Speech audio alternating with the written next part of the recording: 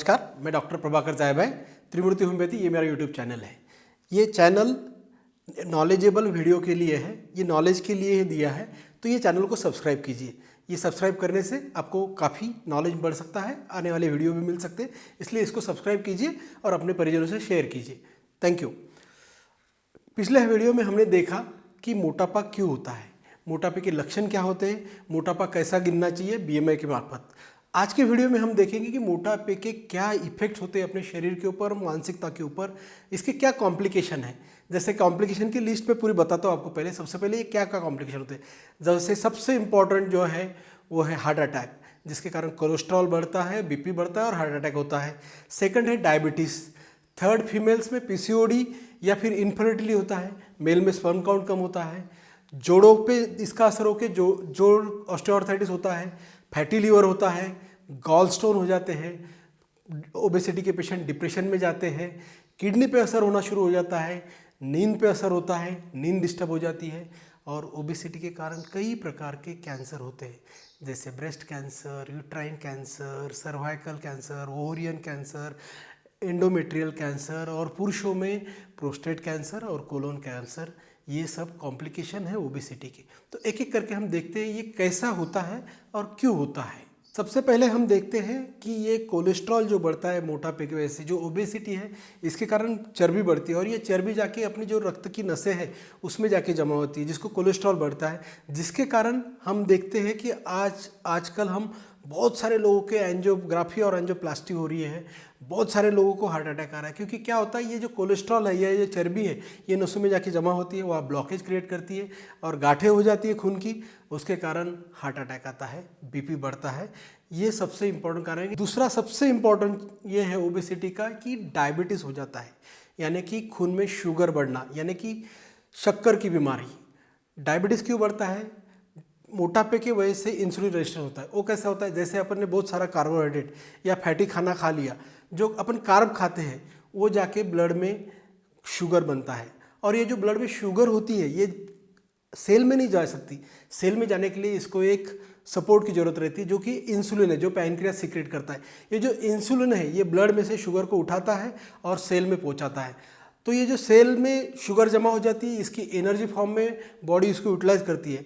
मगर अगर ये शुगर एक्स्ट्रा है, तो अगर सेल में शुगर बची हुई है तो इसका रूपांतरण हो जाता है फैट में और ये फैट जमा हो जाता है सेल में। अगर ये अक्सर होता रहा तो अपने सेल में एक्सेस शुगर जमा हो जाती है और एक लेवल के बाद सेल इंसुलिन को रेजिस्ट करती है और अंदर शुगर लेने से मना करती है।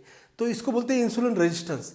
ये इंसुलिन रेजिस्टेंस के कारण फिर अब सेल में शुगर आना बंद हो गया, मगर अपना खाना तो चालू है, अपन कार्ब तो खा ही रहे हैं। तो ये जो शुगर है ये अपने खून में जमा हो जाती है और ये जो खून में शुगर जमा होती है इसके कारण डायबिटीज़ होता है, इसको हम डायबिटीज़ बोलते हैं। तो इंसुलिन रेजिस्टेंस के कारण ओबेसिटी भी बढ़ती है, इंसुलिन रेजिस्टेंस के कारण शुगर भी होती है। तो एक दूसरे को बढ़ाते हैं, इंसुलिन की मात्रा बढ़ने से ओबेसिटी बढ़ती है और इसके कारण डायबिटीज़ होता है। तो ये हो गया डायबिटीज़। ये बहुत इंपॉर्टेंट कॉम्प्लिकेशन है ओबेसिटी का। तो अगर अपने वजन कम कराए तो शुगर की मात्रा कम हो जाएगी और आपका डायबिटीज़ कंट्रोल में आ सकता है। और आजकल के ज़माने में जो अपनी लाइफस्टाइल जी रहे, ये फीमेल्स में मतलब महिलाओं में इनफर्टिलिटी का प्रमाण बहुत ज़्यादा होता है। अपने ओबेसिटी की वजह से जनन पे बहुत प्रभाव हो रहा है। जैसे ही अपना वेट बढ़ता है तो अपने जो ओहुलेशन यानी कि जो स्त्री में अंडाशय होते हैं उसमें से जो बीज तैयार होते हैं उस पर इफेक्ट होता है डायरेक्टली। अगर ये पीसीओडी है तो इसमें बीज बनना कम हो जाते हैं। ओबेसिटी की वजह से पीसीओडी बढ़ता है, पीसीओडी की वजह से ओबेसिटी बढ़ता है। और जब ये एग्स जो है फीमेल्स के, अगर वो अंडा नहीं पैदा करते हैं तो आपको बच्चा पैदा नहीं होता है। तो ये बहुत बड़ा कॉम्प्लिकेशन है आजकल के ज़माने में। इनफर्टिलिटी के बहुत केसेस बढ़ रहे हैं और इसका मेन रीज़न है ओबेसिटी। ओबेसिटी ऐसा नहीं महिलाओं में ही असर करती है, ये पुरुषों में भी असर करती है। जो अपने शुक्राणु होते हैं इसका प्रोडक्शन कम करती है ओबेसिटी, इसके कारण भी इनफर्टिलिटी होती है मेल में। तो ये दोनों चीज़ मेल और फीमेल में ओबेसिटी के कारण हो रही है। ओबेसिटी को कंट्रोल करिए। ओबेसिटी के कारण जो फैट सेल्स है इसके कारण अपने जोड़ों पे असर हो रहा है, जो अपने वेट बेयरिंग जॉइंट मतलब जिसके ऊपर सब शरीर का बोझा आता है।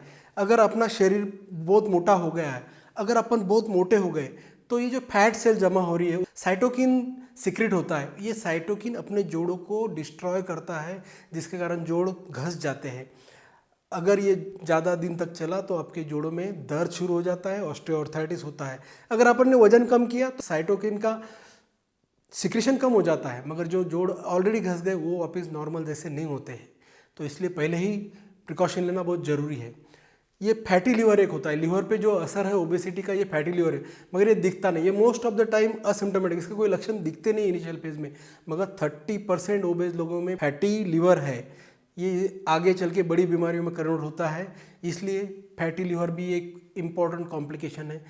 जैसे मैंने शुरू में बोला कि कोलेस्ट्रॉल बढ़ता है मोटापे के कारण, और यही कोलेस्ट्रॉल गॉल ब्लैडर में पथरी क्रिएट करता है, और ये गॉल ब्लैडर के पथरी होने के कारण पित्ताशय में दर्द होना या पित्ताशय का बहुत बड़ा ऑपरेशन भी करना पड़ता है। इसलिए कोलेस्ट्रॉल ना बढ़े, इसलिए ओबेसिटी को कंट्रोल रखें। सबसे इम्पॉर्टेंट आज के ज़माने में मोटापे लोगों को डिप्रेशन आ रहा है।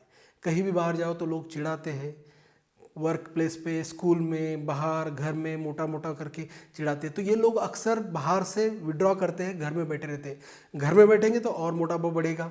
ये डिप्रेशन एक बहुत महत्वपूर्ण कॉम्प्लिकेशन है, जिसके कारण ये ओबेसिटी का सबसे बड़ा लक्षण माना जाता है। लोग बहुत डिप्रेस हो जाते हैं, लोग चिढ़ाते हैं, डिप्रेशन आ जाता है मोटापे के कारण। इसका किडनी पे भी असर होता है, क्योंकि क्या है, किडनी पे ये जब फैट जमा होना शुरू हो जाता है तो फिल्ट्रेशन कम हो जाता है, ये क्रॉनिक किडनी डिसीजेस तैयार हो जाती है। किडनी डिसीजेस को रोकना मुश्किल हो जाता है, मगर अपन मोटापे को रोक सकते हैं। तो पहले ही मोटापे को रोके। इसके कारण एक स्लीप में भी डिस्टर्ब आता है, जिसको हम स्लीप एपनिया बोलते हैं। जैसे जैसे अपना फैट जमा होना शुरू हो जाता है, अपने जो एयरवेज हैं वो ब्लॉक होना शुरू हो जाते हैं, और आपको रात में नींद नहीं आती है, नींद डिस्टर्ब हो जाती है, नाक बंद जैसा लगता है। तो इसके कारण कई लोगों को मशीन लगाना पड़ता है। तो मोटापे को कंट्रोल करना बहुत जरूरी है। बहुत प्रकार के कैंसर देखे हमने महिलाओं में, और पुरुषों में भी बहुत सारे कैंसर इससे होते हैं, जैसे कि प्रोस्टेट का कैंसर होगा, जो कॉमन हो रहा है आजकल। मोटापा बढ़ने से रोक के ही हम सब चीज़ों में राहत पा सकते हैं, नहीं तो ये सब बीमारियों की दवा खाते खाते आप ज़िंदगी भर परेशान हो जाओगे। इसलिए मोटापे को रोकना ज़रूरी है। पहले वीडियो में हमने देखा था मोटापा क्या होता है, उसके लक्षण क्या होते हैं। सेकंड वीडियो में हम देखा कि मोटापे के क्या कॉम्प्लिकेशन होते हैं, उसका क्या असर होता है। नेक्स्ट वीडियो में मैं बताऊंगा कि मोटापे को कैसे मैनेज करना है। तो मेरे चैनल को आप सब्सक्राइब कीजिए और आने वाली वीडियो के लिए इंतज़ार कीजिए। Thank you very much.